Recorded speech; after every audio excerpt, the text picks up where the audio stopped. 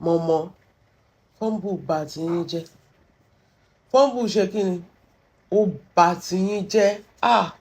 Ayé ti bàjẹ́ pẹ̀lú Fumble o. Guinness, ẹ̀yin èèyàn. Ọ̀nà. Must you ṣàlàyé? Ibi tí problem wà pẹ̀lú yín ni. Ṣé dandan ni kẹ́ ẹ ṣàlàyé ni? Must you explain to us wípé you are drinking Guinness, yo? The Guinness you drink in America, must you even bring what you are drinking to social media? Momo. Ẹ̀yin lè máa ń ṣètì ara yín up for dragging o. A kò máa ń blame àwọn ọmọ yẹn ní pé wọ́n drag àgbàlagbà. Ẹ̀yin lè máa ń ṣètì ara yín up for dragging. Pẹ̀lú ọjọ́ orí yín yẹn, pẹ̀lú ọjọ́ orí yín, pẹ̀lú experience tẹ́ sọ pé ẹ ní, pẹ̀lú gbogbo owó tẹ́ sọ pé àkọ́yà pé billionaire ni yín. Momo, kò yẹ kẹ́ máa ṣe rádaràda tẹ́ ṣe ń ṣe lórí social media. Honestly speaking, kò yẹ kẹ́ máa ṣe rádaràda tẹ́ ṣe ń ṣe lórí social media. Kò mú yes kò make sense ẹyọ kan mọ́ at this point. Mi ò mèèyàn tó ń parọ́ fún yín o. But kò make sense ẹyọ kan mọ́ at this point. Kí ló máa ń ṣe yín náà? Ẹ jẹ́ ara yín lọ́pọlọ náà. Ó yẹ dẹ̀ mọ́ kọ́ máa crop yín o. Ó yẹ kẹ́ mú Guinness yìí kẹ́ gbé bọ́tù sílẹ̀ ni. Guinness tẹ̀ mú lamẹ́ríkà yìí. Ó bẹ́tà. Kì í ṣe pé ti Island cheap o. Ta ló béèrè ẹjọ́ orí burúkú náà? What a fake life this woman just love to live. Kò ń pààyàn. Momo, ẹ ló da fágbàlagbà. Nǹkan tẹ́ ẹ̀ tí gùgù lẹ ló da fá. Ẹ má wà lọ tẹ̀lé ìyá yìí. Ṣẹ́rẹ́ yìí tẹ́ wọ́n sọ pé Momo ti sọ bẹ́ẹ̀ ẹ máa tẹ̀lé. Kò mọ nǹkan tó ń sọ o. Báwo làgbàlagbà ṣe máa mu Guinness? Ẹ wo gbogbo kànga ọrùn Momo, ẹ wo bí Momo ṣe rí inú fídíò yẹn. So tacky, so unkept. Ṣé ló dàbí pọkọ ẹ̀ ò balẹ̀ bí gbó wà nù gbèsè? Báwo ló ṣe máa sọ pé Guinness dá fágbàlagbà? Momo, Guinness dá fágbàlagbà. Ibo ni Google tó lò àbí AI wo ló lò tó sọ pé Guinness dá fágbàlagbà? Ẹ̀yin ẹ Google ẹ̀ fún ara yín. Bó ṣe wà yẹn, ṣé sìgá náà tó ńlá ṣé yẹn náà dá fágbàlagbà? Ẹ rí pé orí ìyá yín ti ń yí. But nǹkan problem tí mo ní ni pé ṣe rí èèyàn ọmọ ẹran yìí ẹ máa tẹ̀lé nǹkan tó bá ti sọ báyìí. Òun tó ń sọ fún yín pé mo kàn máa lọ Google gbogbo benefit ẹ̀ sí. Bó ṣe wà yẹn Fumble ni o. Ó lóun mú 3 lánàá, irọ́ ni. Fumble ni o. Fumble èèyàn tó kó £10 wá sórí social media tó sọ pé òun lọ vacation. Ṣé ìyá yín ò tí ì tó lọ vacation báyìí náà? Ṣé ìyá yín ò tí ì tó lọ? Ẹ jẹ́ àti ẹ̀bìrì lọ́wọ́ ara. Ṣé vacation tó fẹ́ lọ yẹn ṣé kò dẹ̀ tí ì tó lọ ń sìn? Mo máa sọ fún yín, take your time when it comes to this woman. This woman's life is based on fracas, social media. She's better. You don't need anybody. Whatever advice tó bá fẹ́ gbà lọ sọ́dọ̀ doctor. Momo kì í ṣe doctor. Nuisance ni Momo lórí social media space. Advice tó bá need lọ sọ́dọ̀ doctor. Má máa gbọ́ nǹkan tí ìyá yìí ń sọ. Ìyá yìí ò mọ nǹkan tó ń sọ mọ́. Number 1, ọpọlọ kan ti ń dà á láàmú. Ṣé èèyàn tó yẹ pé kò séèyàn tó ń bàjà tó kàn lè bá gbogbo èèyàn jà láì séèyàn tó ń bàjà? Èèyàn tó ń sọ pé Guinness ó ní health benefit. Ó ní bọ̀ tó ń kọ́kọ́ fẹ́ lọ Google benefit yẹn náà. What does that tell you? So kò tí ẹ̀ mọ nǹkan tó ń sọ. Ó tó á sọ ó ló da fágbàlagbà. Momo study wo ló ṣó pé Guinness da fágbàlagbà? Ó kàn fẹ́ kẹ́ ẹ mọ̀ pé òun mu Guinness, pé òun mu 3 kan lánàá, irọ́ ni. Ibo ló ti fẹ́ lówó ẹ̀? Ẹ̀rí tó ń ṣe dropshipping. Irọ́ ni. Ibo ni kówó ẹ̀ ti jáde? This woman is mentally derailed. Ẹ̀yin èèyàn, mi ò parọ́ fún yín o. Nǹkan táwọn àgbàlagbà mi ń ṣe, bringing value to the society. I was watching a show yesterday. I came across one woman's show. This is the first time I came across her show. She has views. Mo kàn wò pé tatu lélẹ́yìí o. And I saw the way she was talking. Mo dẹ̀ wá glue mọ́ show yẹn pé wow. So àwọn èèyàn lọ́pọlọ báyìí. Mo ti gbàgbé orúkọ woman yẹn. Àwọn èèyàn lọ́pọlọ báyìí. People use their platform to make things, to say things that benefit the society. But this unstable element, gbogbo ayé ẹ̀ fracas. Kó bá tèèyàn jẹ́ ni. Kó parọ́ mọ́yàn ni. Kó ra àràbù jù. Ọlọ́run. Gbogbo nǹkan tó ń sọ fún nípa ọba nípa gómìnà wọn ń pè òun yẹn irọ́ ni àràbù ni.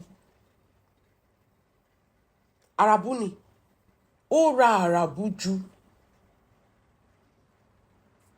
kí ló dé ná ṣẹ́yìn nìkan ni mọ̀mọ́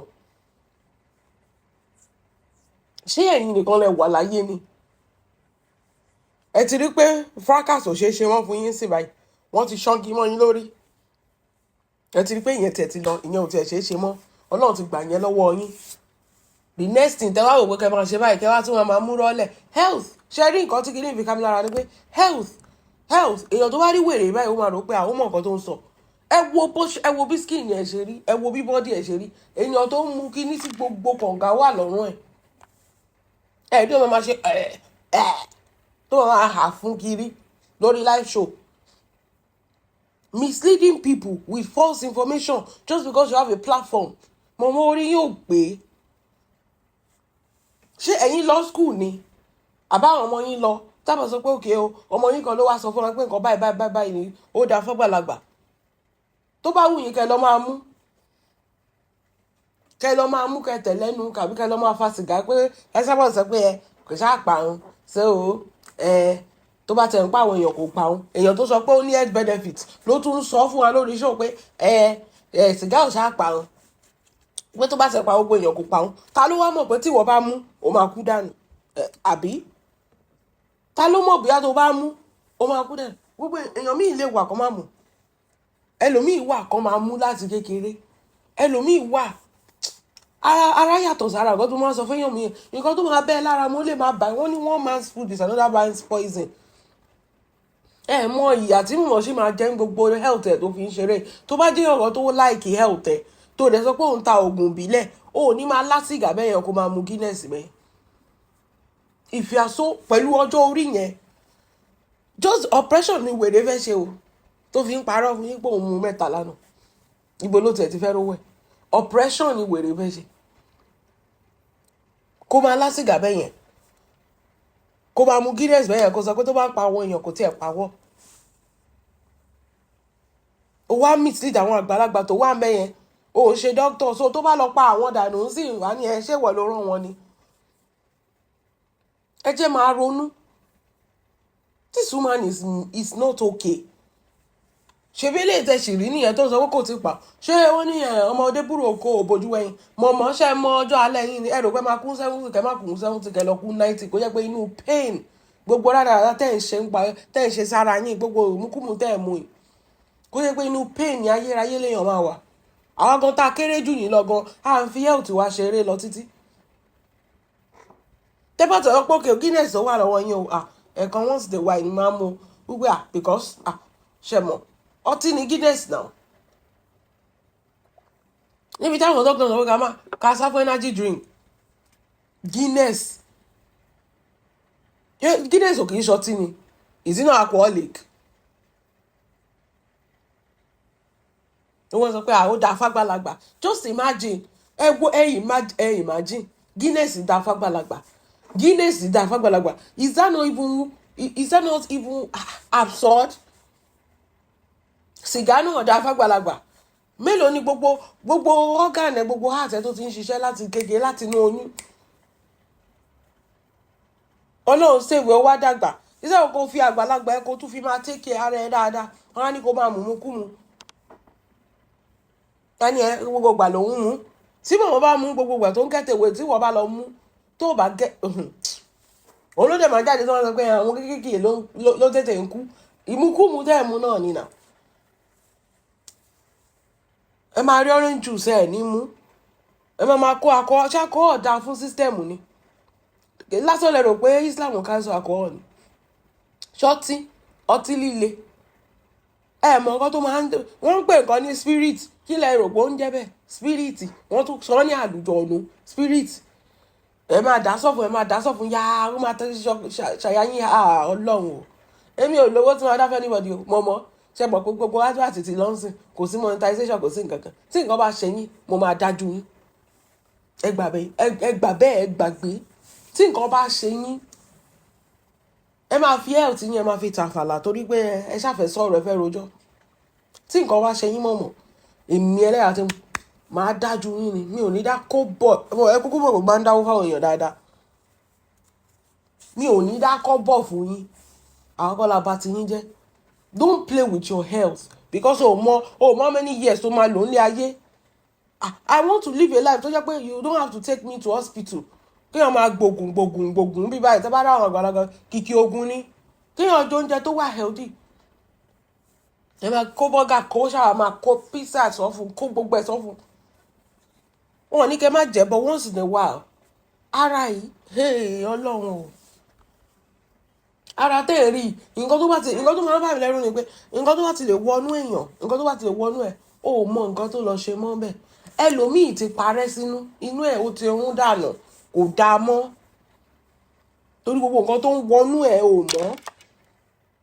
Smoke lásán wọn ní kí n má dúró síbi tí smoke wà torí tó bá yin ilẹ̀ kò dáa má dúró síbi téèyàn ti ń fa sìgá mọ̀mọ́ wá dúró sínú yàrá á máa fa eruku sìgá sórí á dẹ̀ ti máa sọ fáwọn pé òun lọ pálí sìgá tó ń rà lé ní €45 lòún rà òun ti gbogbo ẹ̀ tán before a week.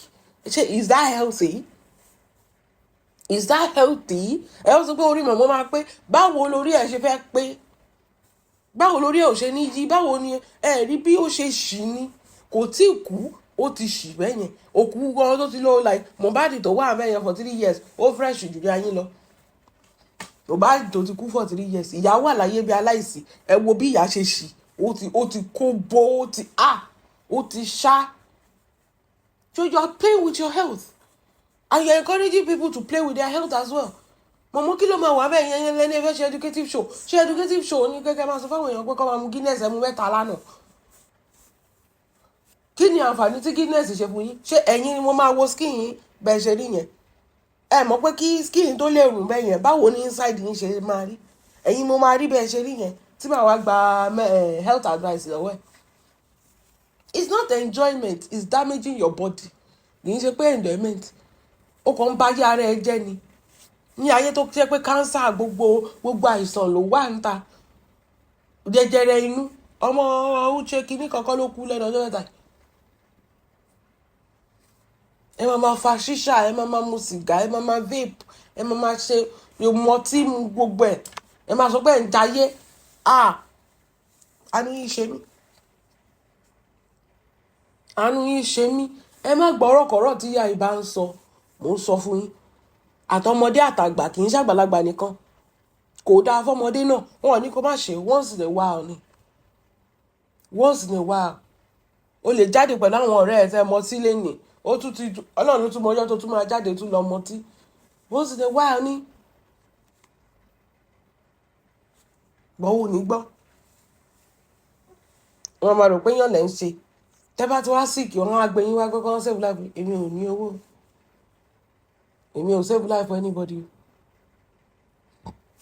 me I no get shishi I no get I no save anybody's life I no get shishi I no get anything because èmi kọ́ mo rán yín iṣẹ́ kẹ́ máa ṣe bẹ́ẹ̀ yẹn síra yín go to platform ọlọ́run máa wá orúkọ woman yẹn jáde àgbàlagbà náà ni tẹ́ bá rí àwọn nǹkan tó ń jáde lẹ́nu ẹ̀ àmúní ọ̀dọ̀ ìyá Radarada ìdẹ̀ ni mo ló ń sọ mo ní why can't Momo's life be like this why can't Momo's life be like this tẹ́ bá gbọ́ show nǹkan tó ń jáde lẹ́nu woman yẹn mo wò pé ṣe báwọn àgbàlagbà relé using their own voices ó dẹ̀ ní views lọ́múdẹ̀ wò pé she doesn't need to bọ́ pátá to wọ pátá to gbọ́ ní ọ̀sọ́kè kó máa fọwọ́ gbá òbò she was well dressed ẹ máa wọ́n kọ́ ọkàn wọn lè balẹ̀ mọ̀mọ́ ló ń gba billions àti millions mọ̀mọ́ lọ́kọ̀ ẹ̀ ò balẹ̀ lórí social media tó máa jáde báyìí tó máa dà eégún jáde tó gbẹ́ kìkì àkìsà gbogbo ẹ̀yìn ẹ̀ báyìí Radarada ní gbogbo bẹ̀ jágbàjàgbá ní ẹ̀gbọ́n nǹkan tó Bọ́lá sọ ó ní kí ló dé tó jẹ́ pé àwọn kan tó yàn ẹ̀ ò múùvù látijọ́ tó ti wà mẹ́ they don't shift they don't move ta ló ń ra